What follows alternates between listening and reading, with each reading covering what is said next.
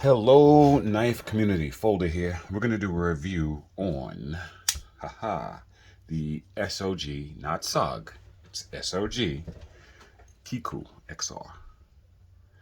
One of my buddies got one of these a little time ago, and I got a chance to sample it in hand temporarily, and it felt amazing.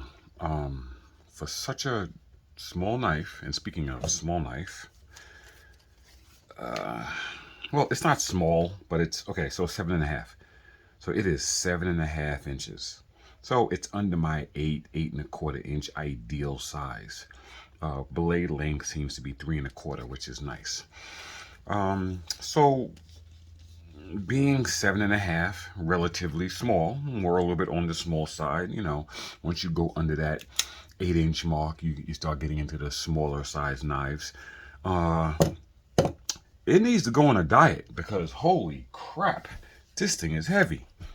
Okay, I brought the scale out, and for its size, I mean, this thing is heavier than a lot of knives. So for a 7.5 inch knife, this little thing is gonna tip the scales at 5.7 ounces. Oh my goodness. Whew. Yeah, that's heavy. That's heavy. Now, heavy doesn't bother me. Okay, I don't really care about weight on knives. I have different knives, and I carry different knives based on what I'm wearing. And if I wear the clothes that support it, then it doesn't matter what the weight is, really. But just mentioning it, heavy. Let's just do some comparisons really quick, because one of the knives I compared it to, weight wise, that doesn't seem as heavy as it should, is the Spyderco Smock. But this is only as heavy as it is, which I believe it's somewhere around that same weight, due to the zirconium scales that I put on here that made the knife considerably heavier. But when you put this, you compare it to the Kiku, it's much longer knife, thinner blade, and that's it next to the Smock. Let's put it next to the Hogue, the 6 hour 320, and which actually is an 8-inch knife. So yeah, that's what we would expect it to look like. And I'm not going to get too much in these comparisons. Let's just go one more. Let's see, PM2. Whoa, do I have something to clean that blade? I like putting knives on display with dirty blades. Got some housekeeping to do here. Okay. And as you can see, the PM2 is much longer knife, much bigger knife. All right, so let's just start talking about this knife. Okay, so the first thing I noticed about the knife, I think that's the obvious, is that these micarta scales have these grooves in them, and then the center line groove, which gives this thing a really mean look. It gives it a very I don't know, very organic, maybe turtle shell, like something in nature. Really nice. I love the way it looks. So let's start off with the blade. So we have this blade. The steel is Carpenter's, which is excellent, CTS XHP, which we know Carpenter's is an excellent steel. It's one of the absolute best. I believe this is 64 Rockwell on the hardness scale. And the stainless ability of it, the tool steel, just the high end, the CTS. I mean, no one has anything bad to say about XHP. This particular blade is very interesting because it's got 4 different levels on it. You have the flats here, right? That's obviously the flats, but it's got a top swedge. First of all, it's sort of a spear point, right? With a little bit of a harpoon, into it on the top, the harpoon shape, with the top jimping that goes the back of the spine of the handle. But back to the blade itself, with this little harpoon point is also serves as a top swedge, and then you have the flats. And then what's really interesting about the way they chose to grind this, and I'm sure it's just done for aesthetics, I don't know how it translates into actual cutting, but I would imagine if you're cutting through something that is extended material that you have to go through, this is not going to be your blade. I'm not saying it's not sharp. I'm not saying you can't cut things with this, and maybe even do some utility cuts based on the shape. But with this flat grind point to the initial belly, and then hollow, I don't know if you can see this on camera. It's hollowed, so they hollowed it here and flat here. I mean, functionally, I'm not a big fan of this. I'm just not. Not from a functional standpoint. From aesthetics, it looks great. It really does. It gives it a very archaic, stout, mean, aggressive look. You got the handle along with this 4-level grinded out blade here. This thing looks cool, and it's got a flipper tab. So yeah, that's nice.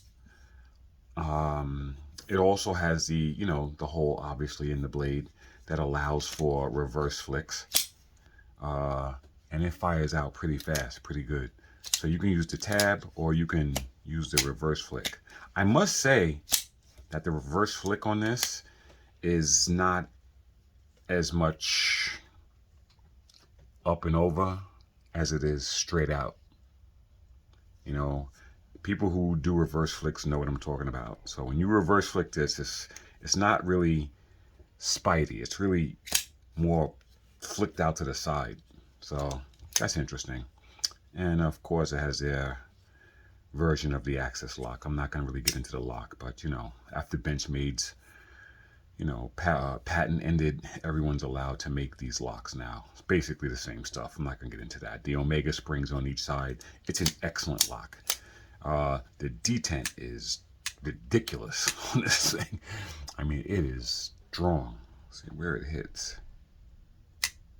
Well, right there. Really good. So really strong detent.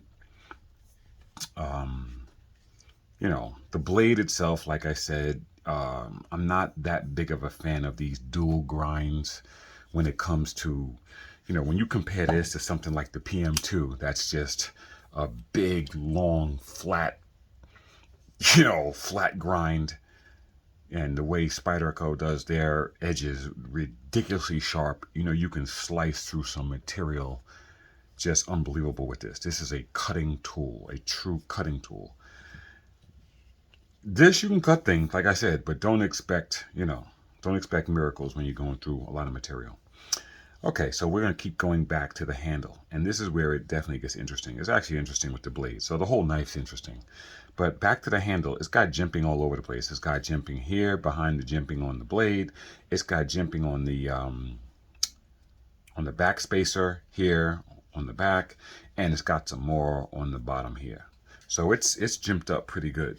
And I could definitely see why they would put the jimping here, because you find yourself just when you're closing this thing, it's short. So you're taking this thing and putting it in the palm of your hand, sort of, and then you can close it. You can open it and close it from that position.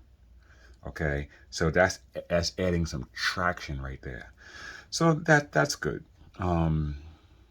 Yeah, I already spoke about the texture of the micarta. Excellent. This design, I love it. The pocket clip is can go on either side, and I don't think I've ever seen this before, but the pocket clip actually goes underneath the scales. So you have the screws that go. The screws are in here that you can access through a hole in the pocket clip. But if you notice, the pocket clip is actually underneath the scale. And when you look on the other side, there's a little tiny gap right here. And you can see you can slide the pocket clip itself underneath and then screw it down from the top. Very interesting. Very interesting. I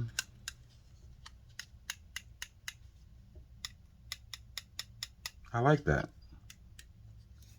Does this have play? No, it does not. Huh, that noise sounds odd.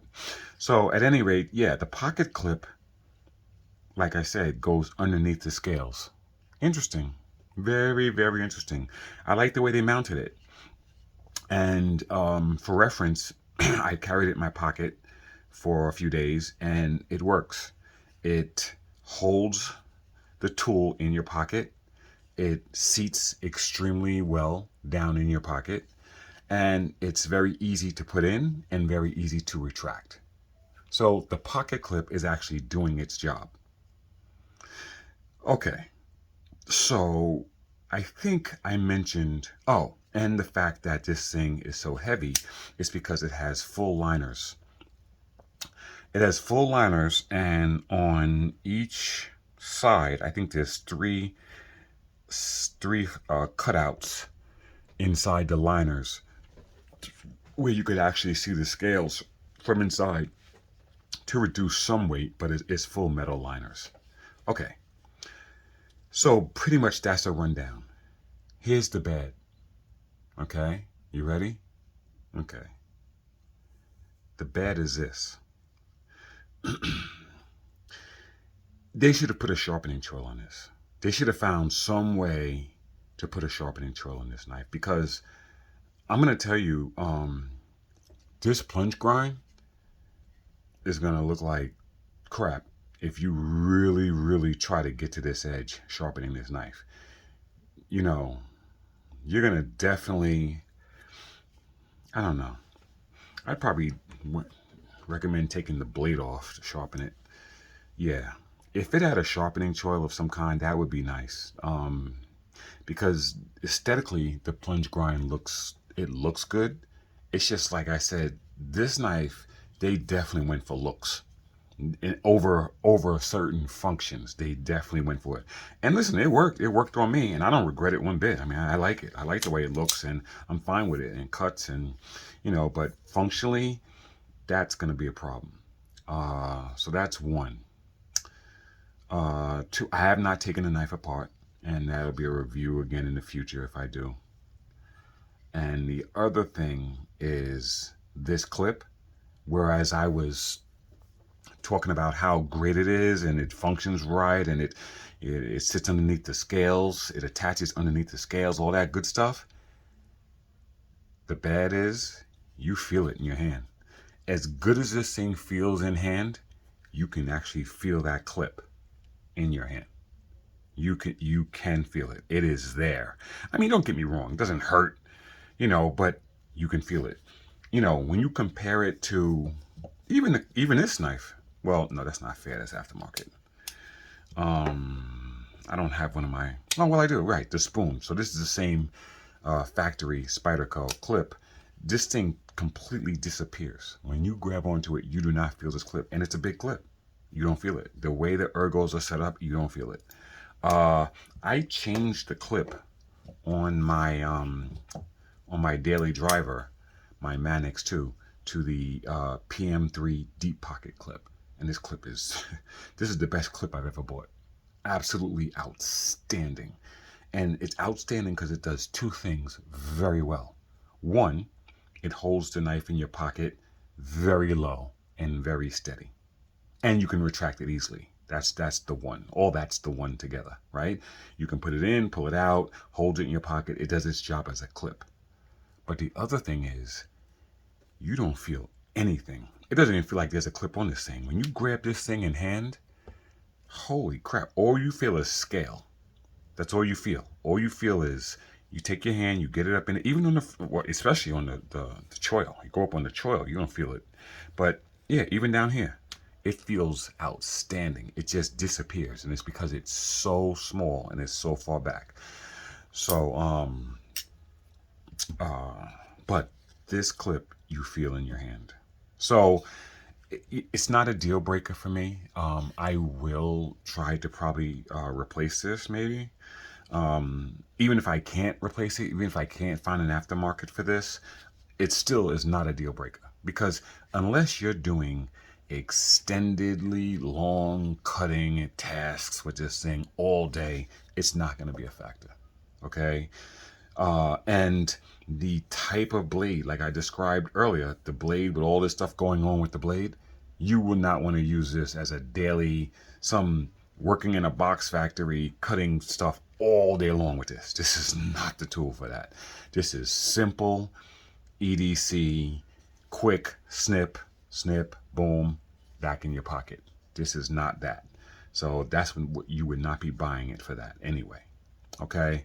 And the other thing that's on the negative is this lanyard hole. Like, what were they thinking of with this? I'm not even sure if it's a lanyard hole. So on this side, it's really small for one. It's very tiny. Um, it has a weird shape to it, right? But worse than that, when you turn it over on the other side, the pocket clip blocks most of it. I mean, most of it, you'd be like, guys, you don't have to put lanyard holes on everything. They would have done better if they made this a glass breaker. If they made this, if they made this a glass breaker, if they just did that, you could have like this, shatter the glass, for emergency services. They would have did better doing that, and just don't worry about the lanyard hole, because that is ridiculous. Yeah, absolutely ridiculous. So yeah, that's all I got, man. You know, the flipper tab's nice. It's got traction on it too, jimping. And everything I said. The blade's got his upsides and downsides. The handle's excellent. The clip has its positives and negatives, and that's just terrible. Aside from that, really nice knife. Really nice knife. You want something a little bit smaller, under 8 inches. Something that is smaller than a Manix 2. Something a little smaller. Some people look at the Manix 2 and go, wow, this thing is huge. I mean, listen, I'm not comparing these because this is a Spyderco, and it's just it's the leaf-shaped blade, and it is a slicer. Okay, Spydercos. Remember, I don't think there's anything out there that really cuts better than a Spyderco. I really don't. I mean, I could be wrong, but they've cornered the market on cutting, because their edges from the factory are fantastic. Their choice of steel, I mean, they're just the way they do things when it comes to the actual task of cutting, which is what a knife is, supposed to be. So, anyway, that's all I got. Thanks.